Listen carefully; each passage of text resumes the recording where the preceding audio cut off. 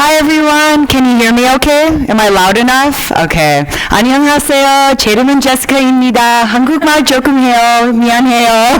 So I'm going to be speaking in English today because my Korean needs some work. But I'm really excited to be a part of this exciting day, and I want to thank Google and Min and the 500 Kimchi team for inviting me to participate in a discussion around diversity. And I'm super excited to see how many men are in the room, as it's great. We need you to be a part of this conversation and creating change. So I thought we'd kick off the day with a quick presentation on 10 reasons why we need more women in technology. And the importance is that if we had more women, there would be more innovation. We would support women in the industry that are here now and inspire more women to get into tech in the future. So, number one, we need more women and men in tech in general. I think most of you in this room can back me on this. Right now, we're having a major crisis and challenge in finding qualified engineers to fill positions in the job market today. I lived in Europe for 4 years, and now I'm currently in Silicon Valley, but I can tell you it's always been a huge challenge for both startups and large corporations to find qualified engineers. So what we need to do is get half the population involved in tech, right? We need more female engineers to fill those positions. In the next 5 years, the demand will triple, so we need to make sure supply meets demand. And I think there's many different ways we can do this, but I will highlight it through the 9 points and how we can get there today. So I just want to stress again, women are the biggest untapped resource, and we really need to mobilize them, get them engaged and interested. I looked at some stats here in Korea, and although both men and women equally pursue degrees, only 1 out of 5 women actually pursue a degree in STEM. So STEM is science, technology, engineering, mathematics. And that might be cultural, that might be a number of other reasons, but the main point is to highlight that we can get more women and encourage them to pursue degrees in engineering, especially computer science, as there's a lot of jobs open right now in the startup world. Okay, so number 2, why we need more women? Well, we need women who are innovating in female sub-industries. There are a lot of products out there that by definition are used by women. Pregnancy tests, ovulation tracking tools. A popular app among women right now in the States and Europe is called Clue. Now, Clue is an ovulation tracking app that just raised $7 million in a Series A round. This was created by a female founder I know in Berlin, Germany. She had a vision behind this. She knew that there was a strong need to get women's health online so they can better track their day and the routines, what helps them with their moods, and their different levels of hormones throughout the day. So here's a clear example of a woman building something for other women. A few years ago, I met another lady who was from Eastern Europe, and she was creating a product called Baby Watch. Now, Baby Watch was a hardware device. It's a small pocket-sized ultrasound Doppler that would transmit information to an app on her baby's heartbeat, so that she could track the baby's heartbeat through a visual expression on the app itself. Again, another woman building a useful app for pregnant women, as well as for men, because the men could also share the app and track their baby's heartbeat. She now moved to Silicon Valley. She joined Y Combinator, and she is building a new product called Bellabeat, which is also another instrument for women to use to track, their mental state, their physical state, giving insights and ways for women to relax more at work when they're under stress. A great tool and a great example of women innovating in a female sub-industry. Now, if you think about it, would a 20-year-old young male from Stanford who just graduated understand what a 50-year-old woman in Nigeria needs, right? What solution or what tech solution does she need in her life? It's hard for him to relate to that, and that's why we need more diversity and we need more women in innovating in this space. Because clearly if a young man doesn't have a relationship and understanding of what female needs are, well, he's not going to create or innovate in that space. So I try to encourage women not just to innovate in their own female sub-industries, but to look at the whole entrepreneurship and tech scene as a big opportunity to build something of their own. I'd also like to note that at 500 Startups, we've invested in a number of women-oriented products. An example is the Muse, which helps women find good careers online. Daily Worth, which is a financial media company for women. Goldbean, which gives women access to trading and knowledge on how to do that. Hello Flow, which again is another women's health company that offers advice and products to young girls and ladies. We also have invested in companies that have large female customer bases. Love with Food, which is a healthy, gluten-free, organic subscription box that sends you food. Lots of women have been ordering products on their line. And then family-oriented tech companies like TotSpot is a good example. So again, women need to be a part of the creation process, especially if the target consumer is the woman, right? They need to have input on the product design, on the messaging, the marketing, even down to the price points. It's good to have a diverse team, at least have one female founder, if not women making the decision behind these products that are built. Number 3, I know I'm blowing through these really quickly, but I got 20 minutes. More diversity equals higher profits. This is just better business, right? So all the founders and investors in this room, this is like really a key takeaway. There was a bottom line report done a couple years back that examined all the Fortune 500 companies. And what did they discover? When they looked at return on equity, on average, the companies that had the highest percentage of women in leadership roles outperformed those with the least by 53%. When they looked at return on sales, they outperformed by 42%, and then when they looked at the return on invested capital, they outperformed by 66%. There are tons of studies done by McKinsey. I'd suggest you read and dive into some of this research that's been done, but you can see that if there's more diversity on a board, it leads to stronger independence, more innovation, and good governance overall within the company. Number 4, because women approach problems differently. On average, women and men think differently. Now, whether this is a biological thing or a cultural thing, it doesn't matter for this argument. What matters is understanding that we think differently and we approach things differently. So it's important to note that a company, if they are more diverse, probably will be more innovative in their approach with creating a product or coming up with a solution to a challenge. And I'll give you an exact example.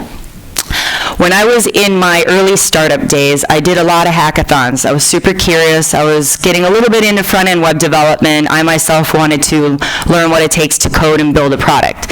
So I attended probably around 6 hackathons in Germany. And 99% of each of those hackathons were men. I might have spotted 1 or 2 other women who had participated. And when you sit down and you learn about the different prototypes that were built throughout the 3 days, oftentimes those products would look like Instagram, like another social media app or a photo sharing app, something that was a bit more targeted towards teenagers or just general fun social apps. So I thought, what would happen if I flipped it and I organized an all-women's hack day? Interesting stuff happened.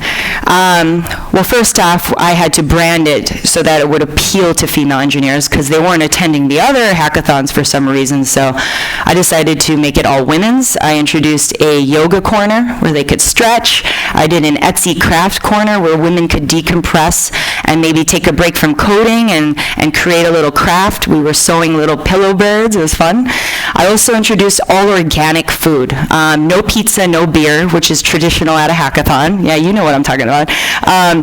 I had all healthy, organic food, good drinks, and the women came from everywhere. I had like 200 women apply to come to that hack day. It was our very first one. And what happened was really interesting. So the woman who did win our first hack day, she was a mother. She flew up from Munich. Somehow she heard about us in Berlin. And she built an app for her kid. Again, a family-oriented app. She wanted to create a tech solution for a child that was fun, a tool that would help her kid get throughout the day. It was called Monkey See, Monkey Do. Little iPad app. It had little images or illustrations of monkeys doing different activities. One would be brushing their teeth, one would take a nap, one was playing a game with their mom. So the kid could then drag and drop the order in which he would like to live his day. And as he finished each task, he'd click on it and then win some points. So she gamified the game itself. And later on, we were talking about this, and she said, you know what? This is an actual tool that could be used by autistic children who have anxiety because they need routine. So now she's building this out, and now maybe we'll get her some investment. So what turned as a basic prototype at a hack day could now be a full-fledged product. She said she had never participated in Hack Day before, but I'm super glad she helped and joined us, because now she has this amazing story to tell.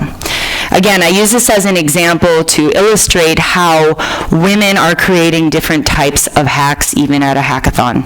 And I'm excited to do more hackathons in the future. We're going to do a global hack day in March. So if any women engineers in the audience like to join, I'd love to chat with you after this talk. All right, so this is a really big and obvious one. How many of you here know Sheryl Sandberg or are familiar with her? Oh, okay, maybe not as popular in Korea. She used to work at Google. She helped with the Google Women's Initiative, and now she's the COO of Facebook. She's oftentimes regarded as a role model in Silicon Valley, and she's also pretty well known after her popular book called Lean In, which is a movement to get more women to lean in, speak up more, ask for more, and she just happens to also work in the tech industry.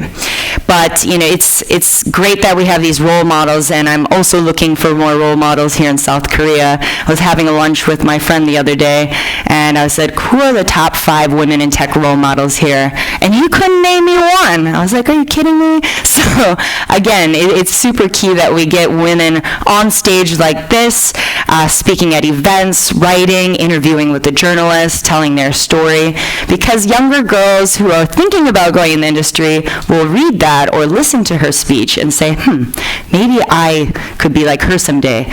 Maybe, you know, if she's paving a way in this industry, I could too. And that's why it's really key that we have more role models going forward. And, you know, this is changing, because in the past, historically, young girls, including myself, I was born in 1983. It's putting my age out there.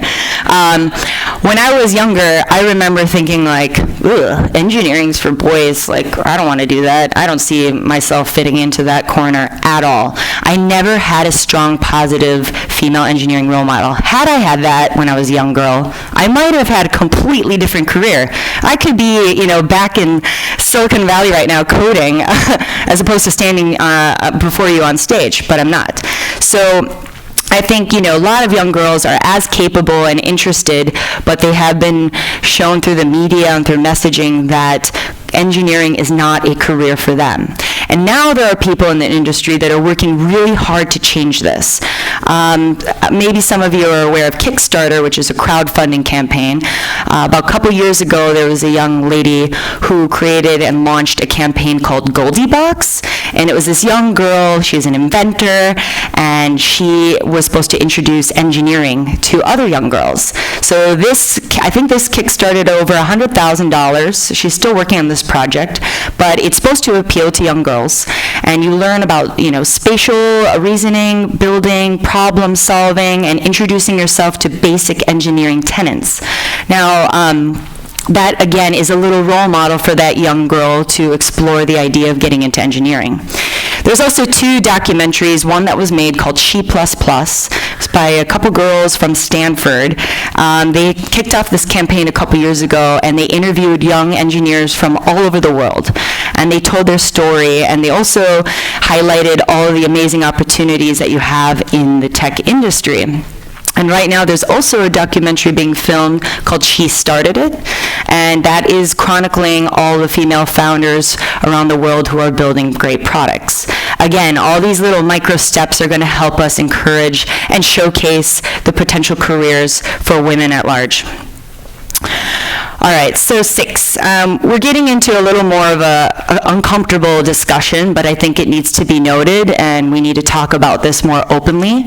I think we need less discrimination. As I mentioned before, Sheryl Sandberg wrote this book called Lean In. I read it a couple times. It's one of those books you can breeze through in a couple days, but very insightful, a lot of interesting data in there. And she gave us a really interesting example of a case study that was done around Heidi and Howard. Right? Howard being the man, Heidi being the woman. Heidi is actually a reference to Heidi Rosen, who's a big-time female investor in the Valley.